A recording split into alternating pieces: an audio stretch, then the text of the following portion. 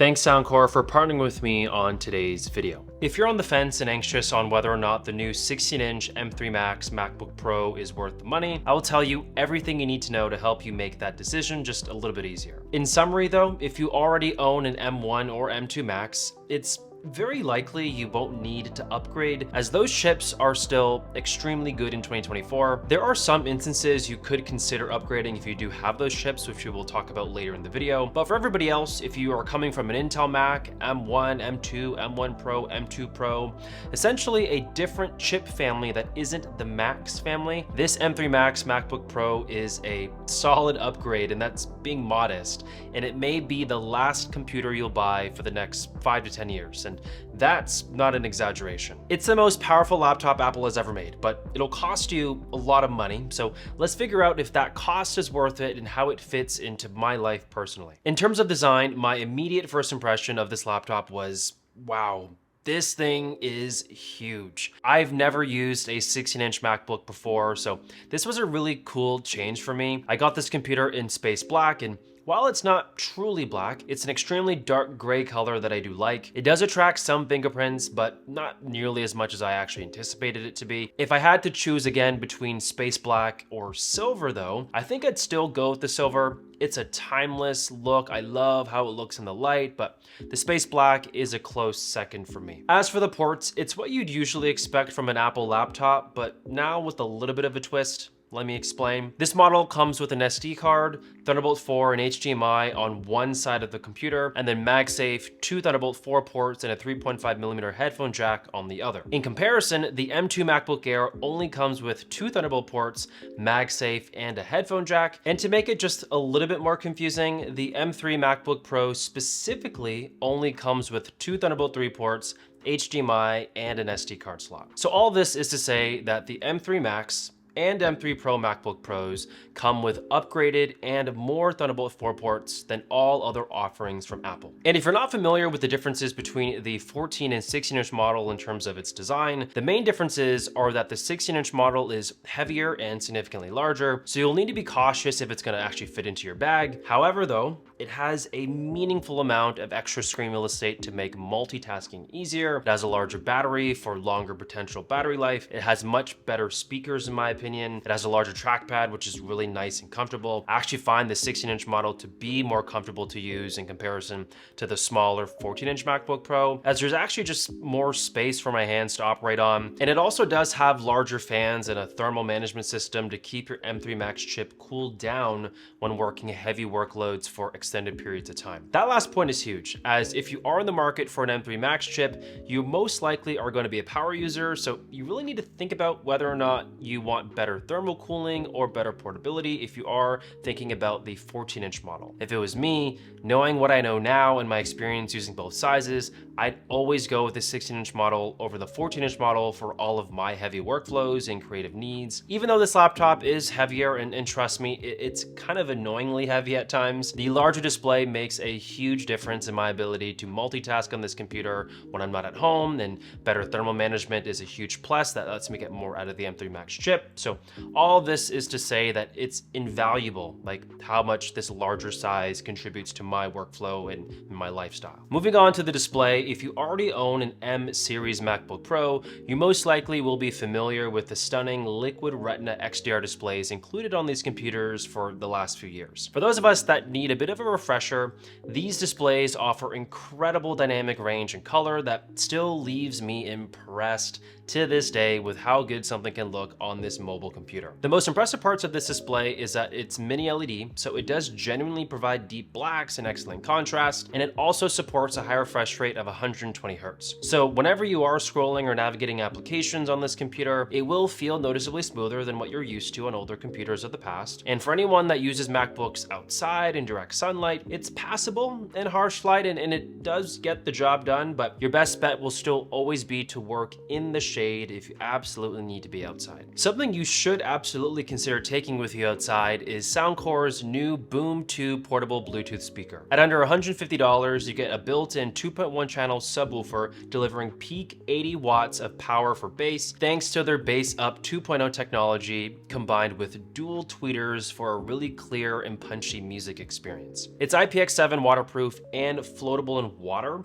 which means you can take it with you on the beach or the pool and not have to worry about water exposure at all. It has an advertised battery life of 24 hours at 50% volume, which is actually really impressive. And it also doubles as a power bank to keep your phone and other devices charged. The Boom 2 also features Soundcore's Pro EQ, offering more customization for the exact sound you're looking for, in addition to PartyCast 2.0 that allows you to connect over 100 compatible Soundcore speakers in sync to create a really dynamic listening experience. All of this is for under $150, which is quite a deal. I continue to be impressed by the speakers I have from Soundcore. I have multiple, so please feel confident to click the link down below to buy yourself a new speaker if you are looking for one today. Thanks Soundcore for partnering with me on this portion of the video. For anybody that wanted to see this is a webcam test with the M3 Max MacBook Pro, so you can get an idea of what it looks like in like generally low light conditions. I have no lights on right now. This is just basic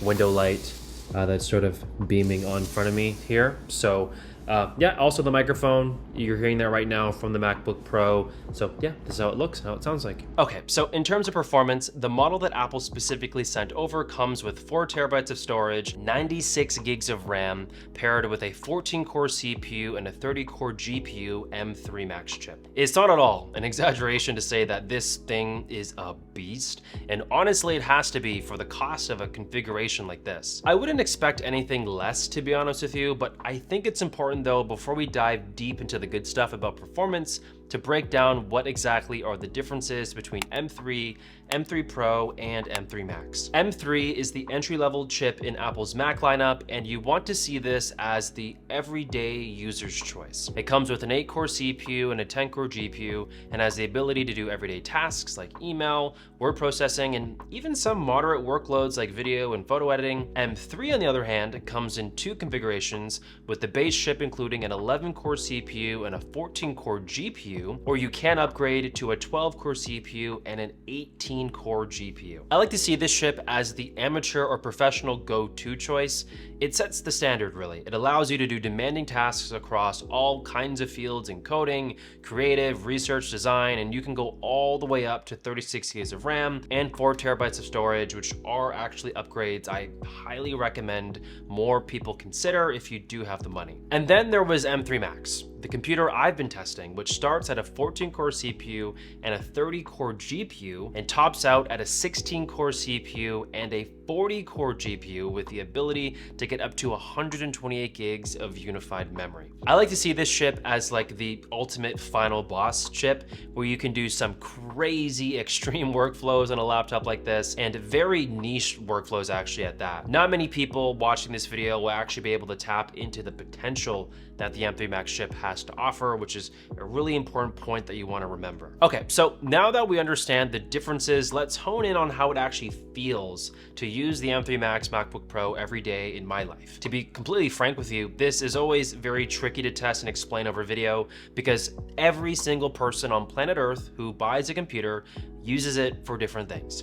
But I have a little nugget that's not entirely scientific, but so true, and it might disappoint some people watching, but I think for most people who are actively trying to buy a new computer, it's going to excite you if you have the M3 Max on your prospect. What I've noticed is that when it comes to video editing on Final Cut Pro, which is what I normally do on my MacBook and the heaviest task I do on it, in addition to photo editing and other AI rendering tools that I have, the general experience compared to my M1 Pro and M2 Pro experience I've had on the 14-inch MacBook Pro is actually somewhat identical. It's smooth, it runs great, it can handle my footage, render times are quick across the board. Is this me saying that M3 Max doesn't provide any additional value to my experience that I've had with M1 Pro and M2 Pro?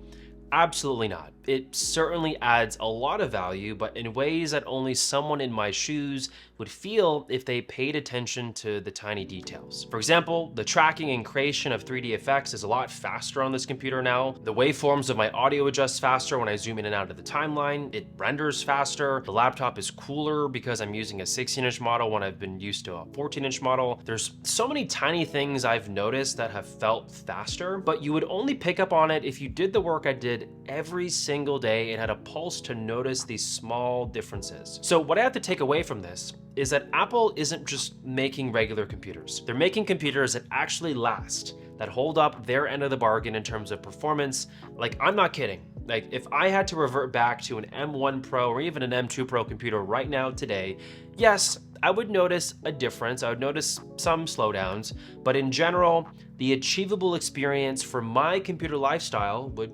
still be achievable. It'd be similar. So all of this is to say that someone in my shoes, a creator, a video producer online, I don't feel like I'm at that point in my life yet where I can actually tap into the potential of M3 Max, but here's the curveball.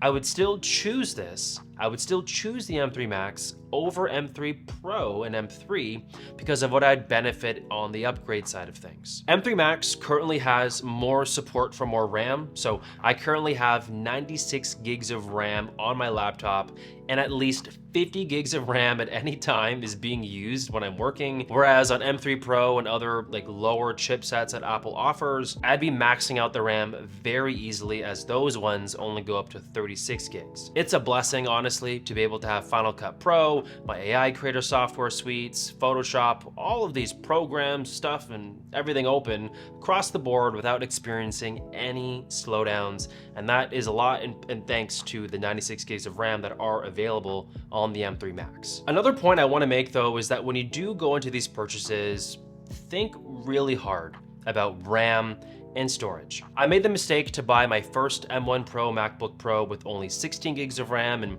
512 gigs of SSD a long time ago. I tell this story all the time. It works great. I loved that laptop purchase, but I feel limited now, 3 years later on that laptop, not because there's something wrong with M1 Pro in terms of like raw processing speed, but because I didn't put more RAM and storage to make the quality of life experience of that purchase better in the long run. I was constantly using up all the RAM and my SSD was always topping out like every few weeks. So learn from my experience, if you go with M3 Max, you already are going to be able to get 36 gigs of RAM, which is a great start. And if you want to future-proof with more upgrades, I wouldn't say that's a bad thing. I'd actually encourage it from a lot of you, if you can't afford to foot the bill, to get more RAM, to get more storage, as Apple has built computers that last. Like, we need to remember that. These are computers that have been built to last the next like at least 5 years in my opinion. So if you want to get the most out of your computer, get those upgrades. Okay, so by now it should be extremely obvious that M3 Max is the final boss of all Apple MacBooks today. It's a freaking beast, and the way you want to think about if this computer is for you is to put yourself in one of these buckets. Are you an everyday user?